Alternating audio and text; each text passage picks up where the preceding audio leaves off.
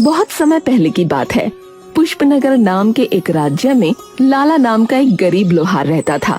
उसकी एक पत्नी थी जिसका नाम गंगा था और एक छोटा सा चंदू नाम का बेटा था। आर्थिक तंगी के चलते लाला की अपनी पत्नी से जब तब बहस होती रहती थी। आपसे ब्याह करके तो मेरे भाग्य ही फूट गए। प्रेम करते समय मैंने ये नहीं देखा कि ये आदमी मुझे खिलाएगा क्या। अब भुगत रही हूँ।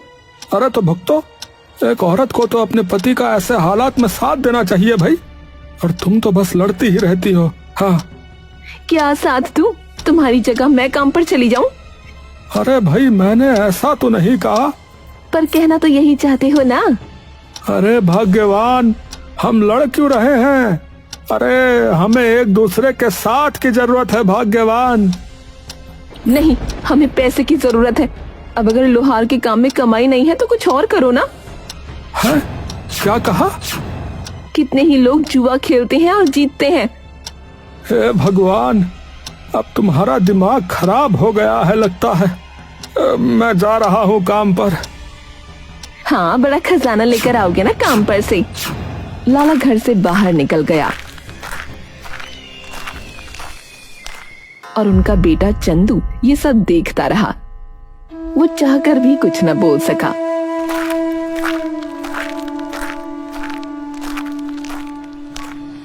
उधर लाला ने चौक पर पहुंचकर अपनी छोटी सी दुकान जमाई। हे भगवान, आज कोई ग्राहक भेज देना, वरना घर का चूल्हा नहीं जलेगा। पर किस्मत जैसे उस दिन उसके साथ लुका छिपी खेल रही थी। आधे दिन तक कोई ग्राहक नहीं आया।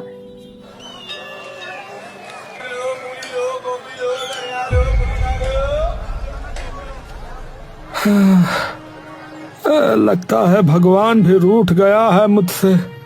क्या करूं अब? तभी दूर से एक आदमी चलता हुआ आया।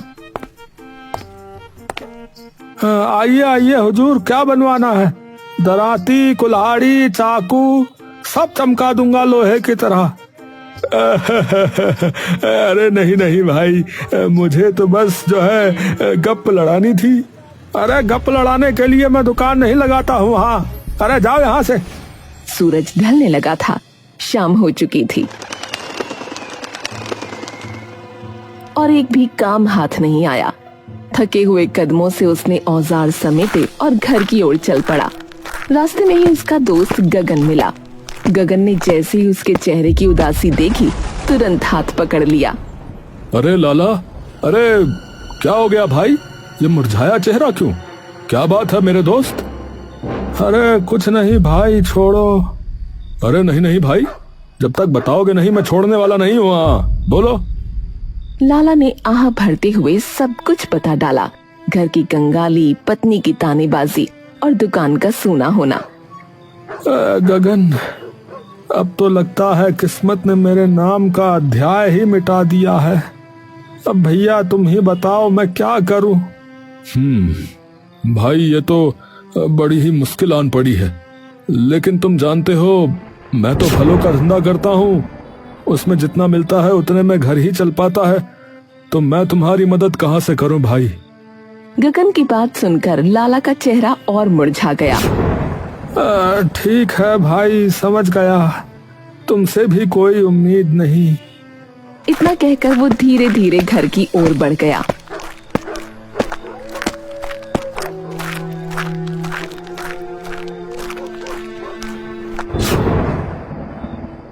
घर पहुंचा तो देखा उसकी पड़ोसन माला उसकी पत्नी गंगा के साथ बैठी है और ठहाके लगा रही है। गंगा आंखें बड़ी करके उसकी बातें सुन रही थी। अरे बहन, हमारे घर में तो आजकल हर चीज भर भर कर आती है। सोने के जेवरात, रेशमी साड़ियाँ। मेरा पति है ही इतना कामयाब, दिन दूना रात चौगुना कमाता है। माला की बातें गंगा के दिल में खंजर बनकर उतर रही थीं। तभी लाला घर में दाखिल हुआ। माला ने उसकी तरफ देखकर बस मुस्कुराया और चली गई। देखा, औरतें किस तरह राज करती हैं अपने घरों में, और मेरे नसीब में तो बस तुम्हारी गरीबी लिखी है। बाकी पतियों को देखो और तुमको देखो, लोहार से शादी करके जिंदगी लोहा हो गई है। गंगा, दिन भर की थकान लेकर आया हूँ, अब और मत कोस। मत कोसूं तो क्या मालाएं पहनाऊं तुम्हें? सच कहती हूँ लाला, तुम किसी काम के नहीं। अगर दूसरों की तरह मेहनत कर पाते तो आज मैं भी माला जैसी अमीर होती।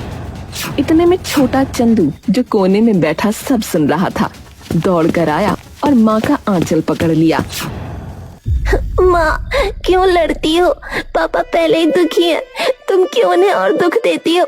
हमें अमीर नहीं बनना, हमें बस एक साथ रहना है। गंगा चुप हो गई, लेकिन उसकी आंखों में अभी भी गुस्से की ज्वाला भड़क रही थी। फिर सुबह का सूरज चढ़ा, लेकिन लाला के घर में पहले से ही तूफान मच चुका था। गंगा की आंखों में बेचैनी और चेहरे पर लालच की आग साफ झलक रही थी। उसने जैसे ही लाला को देखा, तुरंत ताने और नए सपनों की बौछार कर दी। लाला, कब तक यूं ही रोटी के लिए तरसते रहोगे? अब और बर्दाश्त नहीं होता। औरों के घरों में चांदी बरस रही है और हमारे हिस्से में बस आंसू। कुछ ऐसा करो कि हमें भी दौलत मिल जाए। अरे गंगा, कल भी कहा था, अरे आज भी कह रहा हूँ, गलत रास्तों से सुख कभी नहीं मिलता, कभी नहीं मिलता। अरे मेहनत करो, ईमानदारी रखो, यही इंसान की असली ताकत है। ईमान से पेट भरता है क्या? अगर ईमान से ही सब कुछ होता तो आज हम मिट्टी में क्यों सड़ रहे होते? नहीं लाला, तुम्हें अब कुछ बड़ा करना होगा, चाहे सही हो या गलत, मुझे नहीं फर्क पड़ता। लाला ने गंगा की बातें सुनी, लेकिन मन जैसे टूटने लगा। उसकी आंखों में आंसू थे, पर गुस्से की चमक भी थी। अरे बस गंगा, बस, अब और मत कहो। तुम्हारी ये लालच भरी बातें मेरे कानों में जहर घोल रही हैं। मैं अब और नहीं सुन सकता। हाँ। वो गुस्से में घर के बाहर निकल गया। गंगा और चंदू उसके पीछे पीछे भागे। पापा मत जाइए, मत जाइए, माँ तो गुस्से में है। आप तो समझदार है ना, मत छोड़कर जाइए। पापा सुनो, कहाँ जा रहे हो? ऐसे मत जाओ, वापस आ जाओ। लेकिन लाला ने किसी की न सुनी। उसकी आंखें आंसुओं से भरी थीं और कदम गुस्से से भारी। वो चला गया। सुबह बीतकर दोपहर हो गई। गंगा का दिल अब डर से कांप रहा था। उसका गुस्सा फुर्र हो चुका था और आंखों में बेचैनी थी। तभी अचानक लाला दौड़ता हुआ घर में दाखिल हुआ। उसका चेहरा पीला पड़ा था, सांसें फूल रही थीं। अरे ये क्या हाल बना रखा है? ऐसे क्यों कांप रहे हो? उसने उसे छू कर देखा तो उसका पूरा शरीर तप रहा था। हे भगवान, तुम्हें तो तेज बुखार है, लेटो, मैं अभी पानी लाती हूँ। गंगा ने तुरंत उसे बिस्तर पर लिटाया, माथे पर ठंडी पट्टियां रखीं। उसकी आंखों में चिंता की लकीरें गहरी हो गईं। बताओ, आखिर हुआ क्या है? ये हालत क्यों है तुम्हारी? लाला ने भारी सांसें लेते हुए आंखें मूंद लीं और धीरे धीरे बोलना शुरू किया। मैं जंगल की ओर चला गया था। शायद मन की आग शांत हो जाएगी, यही सोच के तभी मेरी नजर जो है एक अजीब सी गुफा पे पड़ी। गुफा के द्वार से जो है ठंडी हवा आ रही थी और अंदर से फिर कोई आवाज गूंज रही थी।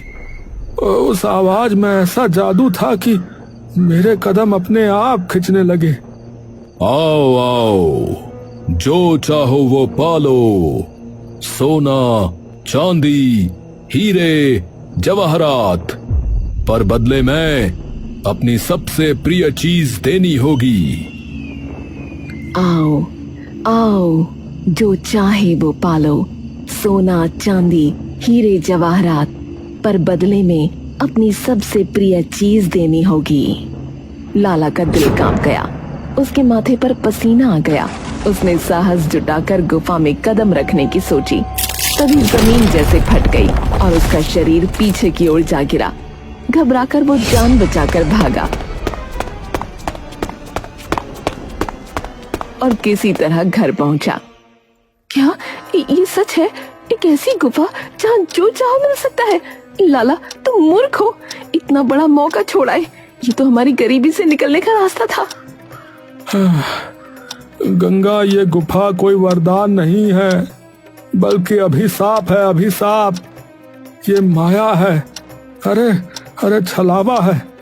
जिसने भी लालच में कदम रखा शायद कभी वापस ना आया। नहीं, ये तुम्हारा डर है। अगर तुम में हिम्मत नहीं तो मैं जाऊंगी। उस गुफा से सोना चांदी लाकर दिखाऊंगी। गंगा, लालच बहुत बुरी बला है। तुम मेरी पत्नी हो। अरे अरे मैं तुम्हें ऐसी मूर्खता नहीं करने दूंगा। हाँ, मूर्खता? गरीब रहना ही सबसे बड़ी मूर्खता है लाला। लोग हमारी हंसी उड़ाते हैं, हमारा बच्चा भूखा सोता है। लाला ने उसे रोकने की कोशिश की, पर गंगा की आंखों में अब केवल दौलत की चमक थी। अरे गंगा, समझो ये वही रास्ता है जो इंसान को खाई में ले जाता है। अरे वो सुख पाने का नहीं, सब कुछ खोने का रास्ता है, बता रहा हूँ। नहीं, मैं तो जाऊंगी, चाहे जो हो जाए। इतना कहकर उसने लाला का हाथ खींचा और जबरदस्ती उसे उठाकर दरवाजे की ओर ले चली। माँ, पापा को मत ले जाओ, मत जाओ उस गुफा में, मत जाओ। लेकिन गंगा पर अब लालच का भूत सवार था। उसने चंदू को झटक कर पीछे किया और लाला को खींचते हुए घर से बाहर निकल पड़ी। चंदू भी उसके पीछे भागा। माँ, पापा को कहाँ ले जा रही हो? मत जाओ। गांव वाले ये तमाशा देख रहे थे। कोई फुसफुसा रहा था। अरे लगता है गंगा फिर कोई पागलपन करने जा रही है भैया। हाँ, लाला तो बेचारा भोला है, पर ये औरत उसे एक दिन बर्बाद करके रख देगी, बता रहा हूं।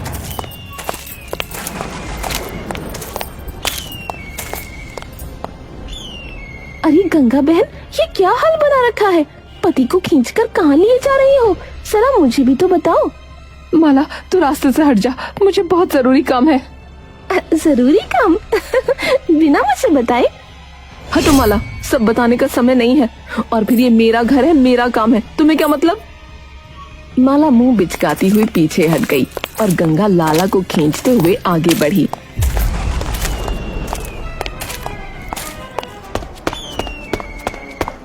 चंदू हाँफते हाँफते उनके पीछे पीछे दौड़ता रहा। आखिरकार तीनों गुफा के सामने पहुंच गए। लाला, यही है वो जगह? हाँ हाँ, यही है वो गुफा। अब हम भी अमीर होंगे। जल्दी बताओ, मुझे क्या करना होगा? अचानक गुफा के भीतर से वही गूंजती हुई आवाज आई। अपनी पसंदीदा चीज दो और जो चाहे ले लो। अपनी पसंदीदा चीज दो और जो चाहो ले लो। पसंदीदा चीज? लेकिन क्या दे? मैं सब कुछ देने को तैयार हूँ, बताओ बताओ ना। कुछ क्षण सन्नाटा रहा, फिर तेज आवाज गूंजी। इस बच्चे को दे दो और सोना चांदी तुम्हारा होगा। इस बच्चे को दे दो और सोना चांदी तुम्हारा होगा। सुनते ही तीनों के होश उड़ गए। गंगा का चेहरा पीला पड़ गया। क्या मेरा चंदू? नहीं नहीं, ये तो नामुमकिन है। सुना तुमने गंगा, सुना? मैंने कहा था ना, लालच की राह बस बर्बादी लाती है। हाँ, नहीं, मेरा बच्चा मत मांगो, कुछ और ले लो, लेकिन चंदू नहीं। अगर नहीं दोगी तो इस राज्य पर प्रलय टूटेगी, तूफान आएगा, बर्बादी होगी। अगर नहीं दोगी तो इस राज्य पर प्रलय टूटेगी, तूफान आएगा, बर्बादी होगी। नहीं, मैं अपनी जान दे दूंगी, लेकिन अपना बच्चा नहीं दूंगी। हे भगवान, मैंने गलती की, बहुत बड़ी गलती। अरे अरे, अब समझी लालच कैसी बला है, समझी? माफ कर दो लाला, मैंने तुम्हें और अपने बच्चे को मुश्किल में फंसा दिया।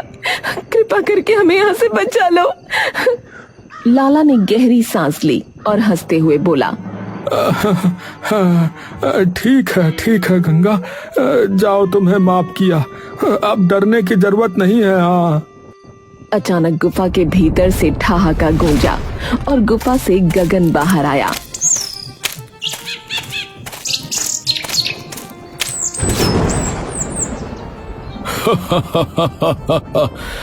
कैसा लगा नाटक? अरे ये सब मेरी योजना थी। हाँ, जब लाला मेरे पास आया तो तुम्हारे लालच की बात बताई, तो मैंने ये छलावा रचा, ताकि तुम्हें सबक मिल सके। हाँ, तुम दोनों ने मेरे साथ छल किया, बहुत बुरे हो, लेकिन सच्चाई यही है कि तुमने मुझे ही सबक सिखा दिया। अब समझ आ गया, लालच इंसान का सबसे बड़ा दुश्मन है। सब थोड़ी राहत की सांस ले ही रहे थे कि तभी अचानक पास के एक पुराने पीपल के पेड़ से भारी आवाज गूंजी। मुझे बाहर निकालो, वरना पूरा राज्य समाप्त हो जाएगा। वो चारों घबरा गए, चारों ओर देखा लेकिन कोई दिखाई नहीं दिया। कौन हो तुम भाई? मैं राजा मनोज हूँ, इस पेड़ के भीतर कैद हूँ, मुझे मुक्त करो। क्या हमारे राजा? ये कैसे संभव है? ये कोई छल है। हाँ, मैं राजा हूँ, अगर मुझे नहीं निकाला तो सबका नाश हो जाएगा। अरे भैया, अब और इंतजार नहीं होगा, ये आवाज झूठी नहीं हो सकती। मैं अपने महाराज को अवश्य मुक्त करूंगा भैया। नहीं रुको, ये सब छलावा भी तो हो सकता है। जंगल में माया की कमी नहीं, कहीं कोई और जाल ना हो। अरे नहीं गंगा, मेरा दिल कह रहा है कि यह आवाज जो है सच्ची है, ये कोई धोखा नहीं है, हमें कदम उठाना ही होगा। हाँ। लाला बिना देर किए गांव की ओर भागा।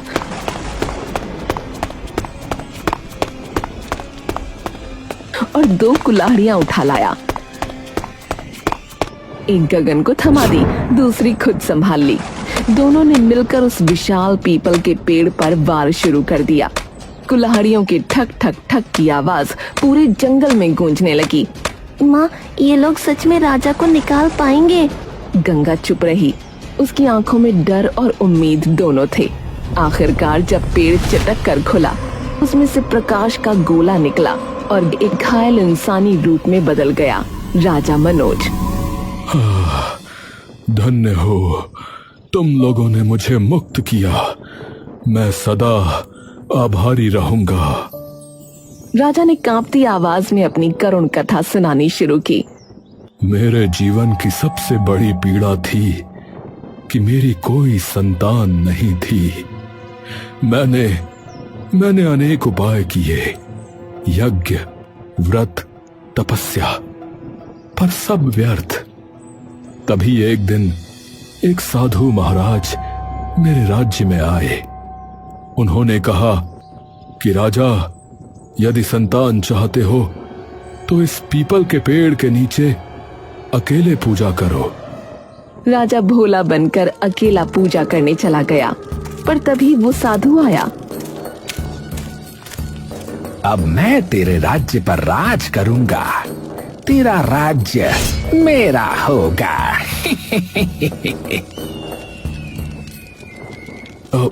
परंतु क्यों? बस याद करो वो दिन जब एक बार तुम्हारे द्वार पर आकर मैंने तुम्हारी एक राजदासी को अर्धांगिनी बनाना चाहा था। तुमने मुझे 100 कोड़े मरवा कर राज्य की सीमा से बाहर करवा दिया था। लेकिन परंतु वो उसकी इच्छा के विरुद्ध था। अरे मुझे मेरी इच्छा पूर्ण करनी आती है राजन, इसलिए आज से तुम यहीं रहोगे। और उसने अपनी मायावी शक्ति से राजा को पीपल के पेड़ में कैद कर दिया और खुद राजा के रूप में राजा की राजगद्दी पर बैठ गया। अगर ये सच है तो देर किस बात की? चलो उस ढोंगी साधु को बेनकाब करते हैं। सब मिलकर महल पहुंचे।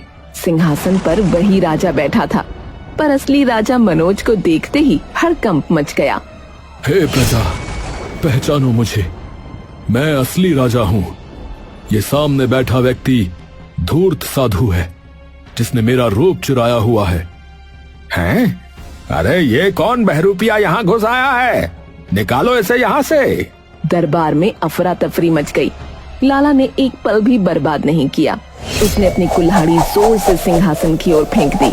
कुल्हाड़ी सीधा नकली राजा की ओर बढ़ी, पर उसे लगने से पहले ही उसने हाथ उठाया। रुको! और कुल्हाड़ी हवा में थम गई। पूरा दरबार सन्न रह गया।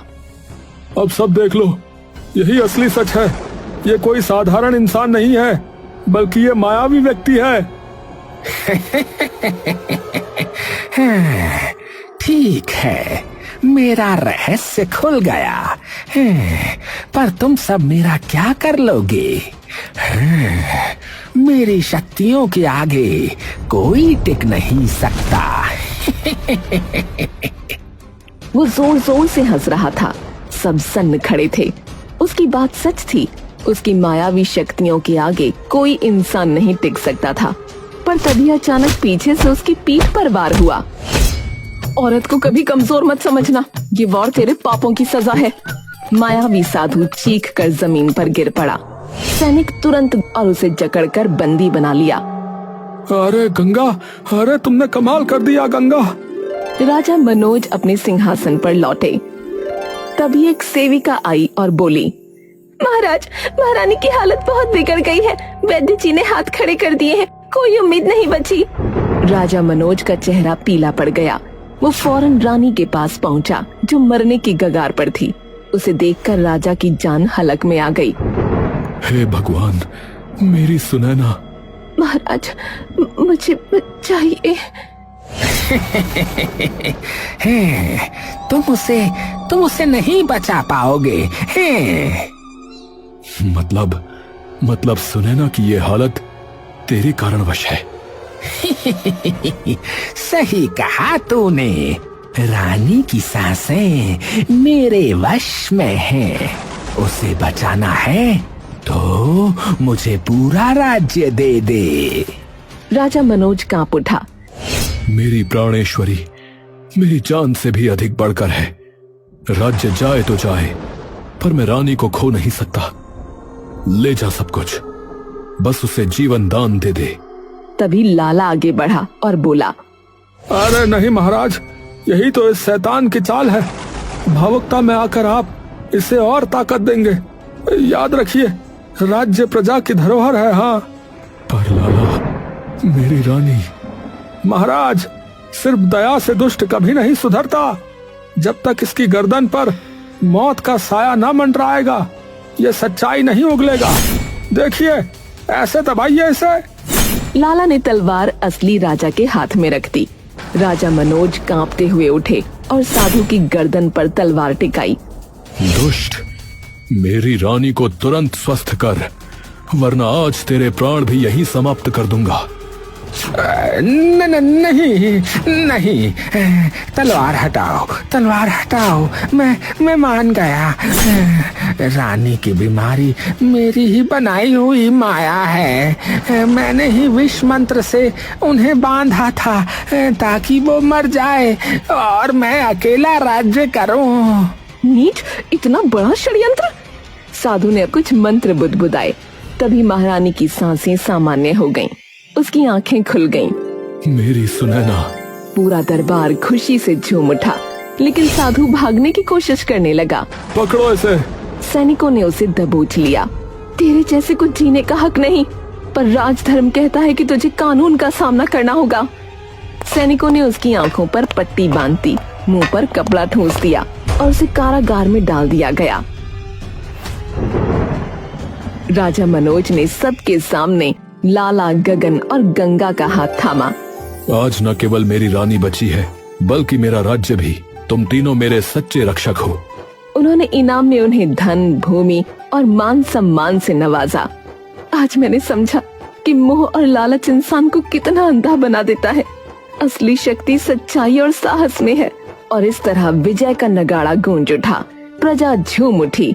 लालच और माया हार गई और सत्य व प्रेम की जीत हुई।